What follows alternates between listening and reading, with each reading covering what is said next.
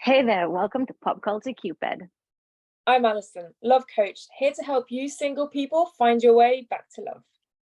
And I'm Michal, I'm a single life coach. I help singles embrace themselves and their singleness, as well as develop a healthy self-relationship. In this podcast, we will look at how pop culture impacts romance, dating, and your love life. And each week we'll shoot another arrow through another pop culture delusion. I thought we weren't going to do the whole cheesy thing. And then burst into smithereens. Oh my god, dude, that's so cringe! Sorry, it's in the intro now. If you make it through the chaos and you enjoy what you hear, please leave a comment, like, subscribe, and go to all the social media. At Pop Culture Cupid on TikTok, Instagram, and YouTube. Enjoy! Hey! Hi, how are you? I'm good. How are you? I'm okay. As okay as can be. That's my new answer for now on. Because I don't know if people realize this, but you're Israeli in Israel. Yes, then we're not gonna get into it. No. But yeah. It's, keeping it in mind. I've I have my own first world problems, which seems very thing where I finally got my new glasses after losing my last two pairs in a couple of weeks. So yay me, new glasses for the people looking on YouTube. I'm very happy about them. Yes. Oh, just as a brief aside, I just want to go over what the YouTube short that I sent you about that. If people feel attacked, if people feel there's a reason for them to be attacked, they'll feel attacked. So I'll briefly go over it, where they did this study they put makeup on, I think, only women. I'm not sure they said people. I think they said only women. They put makeup on women to make it look like they had these big scars all over their face. And then they were going to be put onto job interviews. And they said, we are looking at, discrimination in job interviews for physical appearance. And so they showed them their makeup with scars. And then just before going into the interview, they said, we're going to touch up your makeup. And they just erased the scars. And so they went in thinking they were going to be oppressed and discriminated against, but actually there was nothing going on. And they were told, don't bring it up. We're just, other people were going to tell them to bring it up. You don't bring it up. We've got different tests and then things like that. And so they went in thinking that they had scars, but actually did not have any scars. And practically 100% of participants came back saying, I got these discriminatory remarks and got treated badly on this. And the conclusion is, if you think that you're going to be oppressed, then you're going to feel oppressed. Whereas actually there's no reason for you to feel oppressed. And I was like,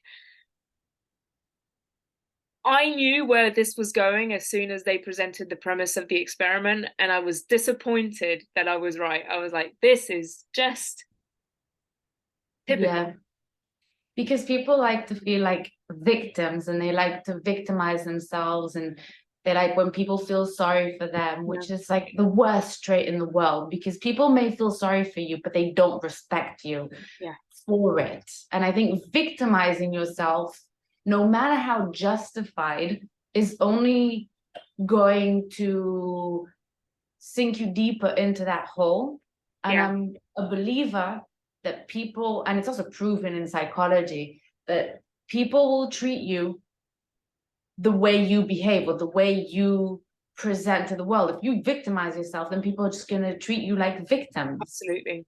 And who wants to, oh my God, it's like the worst. And I'm seeing now in real life time how people are supporting the victims with parentheses, whatever you want to call it, or people who are victimizing themselves and playing that psychological war of trying to be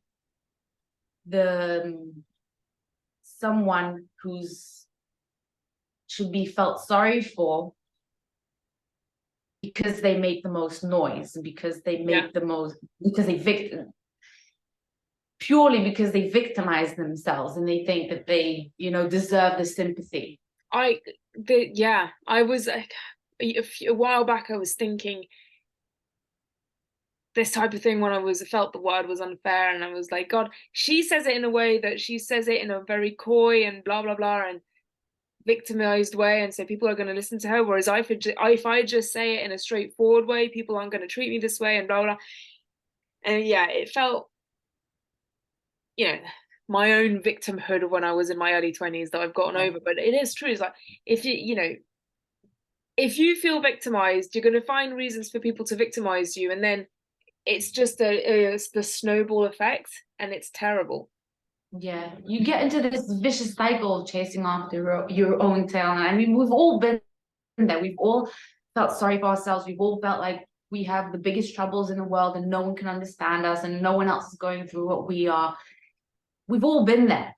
But there's a difference between feeling it and having a period in your life like that and getting stuck there and trying to use that as a tool to get sympathy, to get people to help you, to get people to do things for you, and so on and so forth. Or just blaming circumstances in life, or not getting a job, or not finding love, on the fact that you're a victim and you're this and that and the most poorest person in the world and everyone should feel sorry for you. When in fact, I believe that victimhood is exactly what's preventing you from achieving what it is you want to achieve, whether it's finding a job or finding happiness, finding a relationship, or finding friends. I mean, victimhood is the most repellent thing in the world, in my opinion, anyway.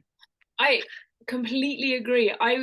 A while back, I was at this sort of like convention type thing with other coaches, and this other coach specializes in sex therapy, and she was talking about the trans community. And so I'm not, I won't go into that debate into too much detail, but I feel that there are people who suffer from dysmorphia and gender dysmorphia, and people who are suffering from this mental illness and need help. And I want to say that's fine, but it's not fine. If people are suffering, it's not fine. And I think we need to help them. And I think then there are eccentric people who just want to be eccentric, and that's fine as well. And then there are people who have figured out that if they portray themselves as a victim and suffering from this disorder, then they will get attention. And so this other sex therapist, she was saying, oh, I'm there for those people because they haven't got a voice. And we started talking, and I said, but surely you're only giving a voice to the people who are genuinely just suffering, and not the people who are inventing this story from themselves. They need help, but they are not trans. They need help in a whole other way. And she was like, I'm nobody to judge. And I'm like, well, actually you are. If you have trained to become a therapist or a coach or whatever, I think you are well positioned to judge how you can help this person. And anyway, that's the whole thing. Don't even get me started on that identity crisis today. It's unbelievable. And the saddest thing is that I see so many people feeding into it. When a parent allows their child to change their gender, and I'm not in no disrespectful way, but I'm saying, like, every child has a time that like, oh, mommy, I want to be a boy, or mommy, I want to be a girl, or I want to be this, I want to be that, and we're sort of feeding into it and allowing them, and we're creating this identity crisis in them. And I feel like sometimes we just need to be respectful. We need to be caring, but we also need to be parents, and we need to be responsible and not nurture this identity crisis in making, because it creates this whole, although again, these people like to victimize themselves and they like to create drama where there is none, or create victim, like these are people who, no matter where they go, they're gonna I think, and you just said it, it's creating drama no matter where they go. And it if anybody is unhappy with something about themselves, then it's definitely worth talking about. first time I had my period in English class when I was 14, yeah, definitely was hoping to be a boy back then, definitely. And I'm not, with most respect, and this isn't dysmorphic or whatever. This is just, sometimes you will go through phases of hating yourself, genuinely hating yourself. But there's, there are degrees of hating yourself, and I think that's the whole thing. Anyway, I mean, we can either talk about this or talk about the drama that we are here to talk about.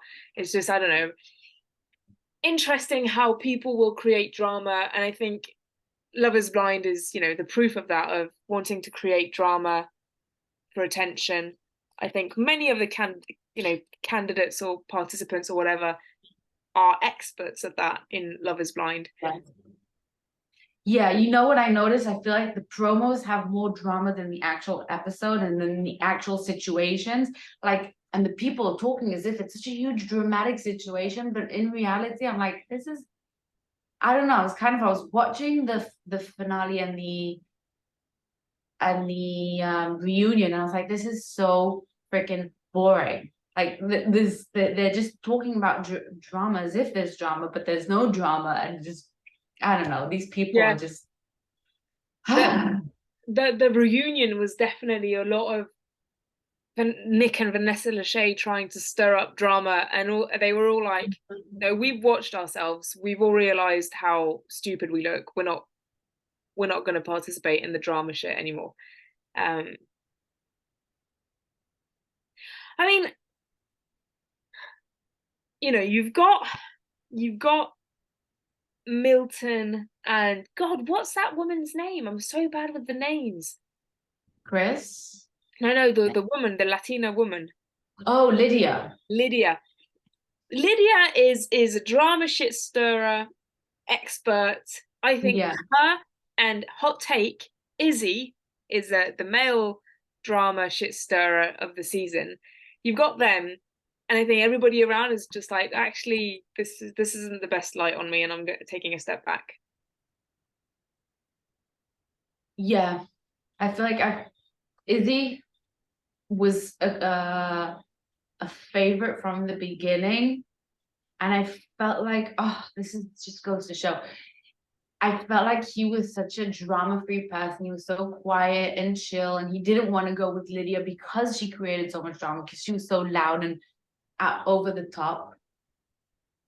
And he didn't want to go for Johnny because there was so many issues there, and I feel like it was too much for him. But then he turned out to be the most drama queen out of them all. And he was like so quiet about it that you don't even see it so much. And I feel like he's still a very good person. I feel like as a man, he's a good man. But like, I don't know, I felt like there was something there that was just, Yeah, I mean, Stacey called him out on it a couple of times, of just like, why are you saying that? Why are you feeling so involved? Why, Stacey was a piece of work on her own, but she called him out a few times, and I was like, well, she's right to do so. She's, the way he was talking about Johnny, so I rewatched the couple of episodes when they were in the pods, and in the last episode, she said he had told Stacey that Johnny said that she loved him 4 times or something. So they didn't show 4 times of Johnny telling Izzy that she loves him. So, that doesn't mean it didn't happen, but we didn't see that anyway.